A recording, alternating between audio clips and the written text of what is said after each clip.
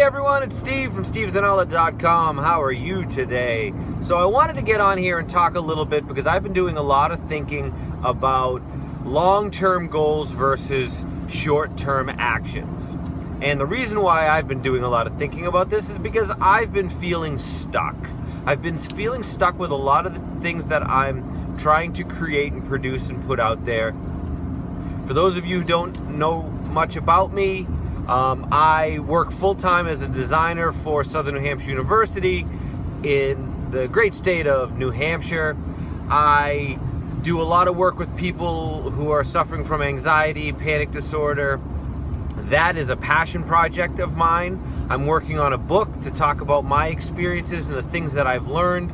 I truly believe that anxiety is a symptom, but it can also be something that pushes you in a direction that is going to allow you to learn about yourself, to understand who you are, and to make great changes in your life that you need to make. That there's this sort of bigger push. You feel a lot of this anxiety because you're not in sync or in balance with the world around you and the world that you're trying to create, that we're all trying to create, because that's what we are. We are here as creators to experience this amazing world and to build this amazing life, to share not only with ourselves but with the people around us that we care about most. With all that being said, I have a lot of different things going on. I have 3 children, an amazing wife, a very busy life.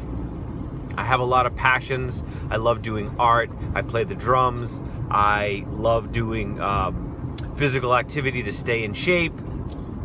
I have a lot going on. I like reading. I like writing. I like storytelling. I mean, most of what we do, if you do a YouTube channel, you're telling stories, you're communicating, you're sharing. There's a passion there. But sometimes it gets a little overwhelming. Some days I feel as though I have far too much going on, and it can be overwhelming if you stop and look at all of the different moving pieces. There are moments where you sort of feel like, I can't do this. It's too much. There's too much going on. I need to take a break. I grew up in a small town in Massachusetts called Mendon when I was much younger, and then we moved to Uxbridge. I moved around quite a bit when I was a kid. But where I lived in Mendon, it was this dead-end road that stretched around a lake. Beautiful place to grow up. And there was this really steep hill. And as kids, we would all try to ride our bikes down it when we were young. And it was a pretty steep hill, and it was pretty scary. And one of the things that I remember is that the first time I rode down that hill on my bicycle, I tried not to think about anything. I just got on and then went straight down. And it was scary as hell, but it was so cool to accomplish something like riding your bike down this steep hill. I went back up and I did it again. This time, for whatever reason, I got a lot more tight going down, and I felt like I was going too fast, and I started thinking about, what if I wipe out, what if I crash? And I started tightening up on the handlebars. My feet, I tried to control the pedals instead of just going with it. Everything tightened up, and it felt like my body was fighting against the bike, and I ended up crashing. My feet came flying off the pedals. I lost control. I ended up going up over the handlebars, face first into the road, messed up my neck, mashed up my face. I was a mess.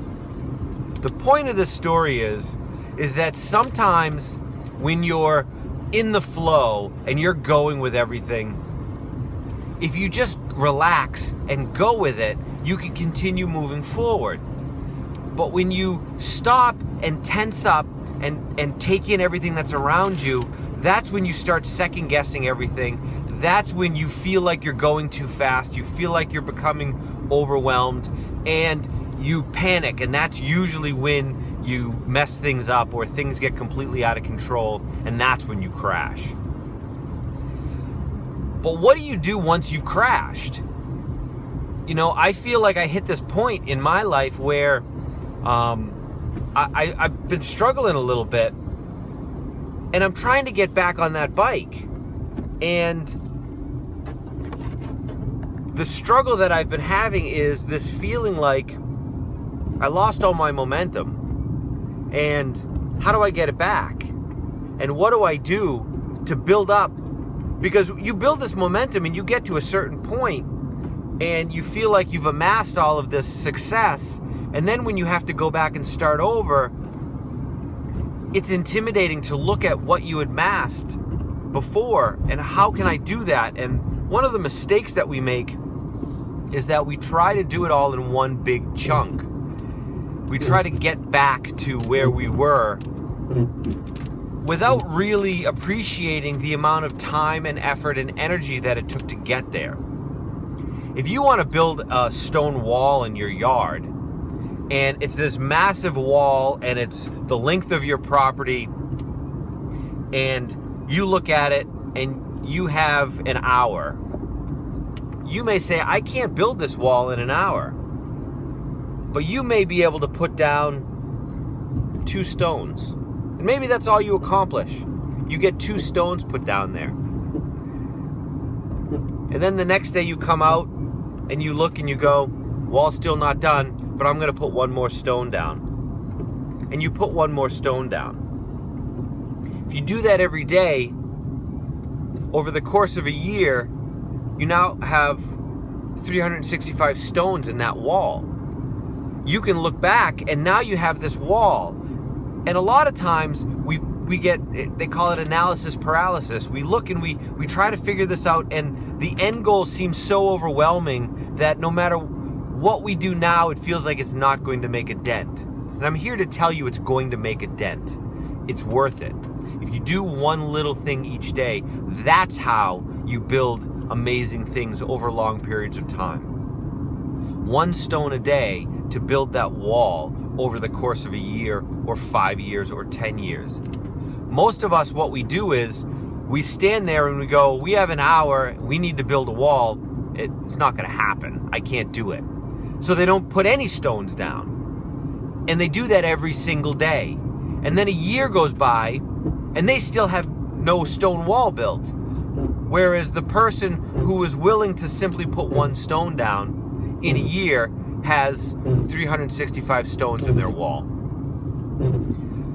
So the point of this video is not just for you guys, but for me, I guess talking a little bit to myself to say, put those stones down. Do a little bit of work each day.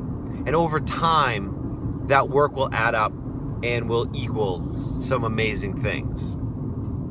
All right, well, that's it for me. I'm pulling in back at my house. It's a Saturday morning here, and I just went on a dump run.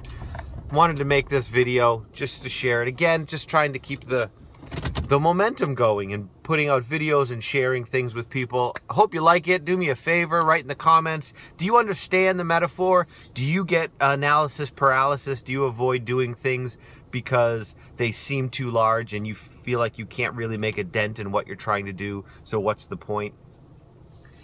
Let me know if this video helped. Does this motivate you? What are you going to build? What are you going to put together and start working on to improve your life and the quality of the life of the people around you? Because that's really what it's all about.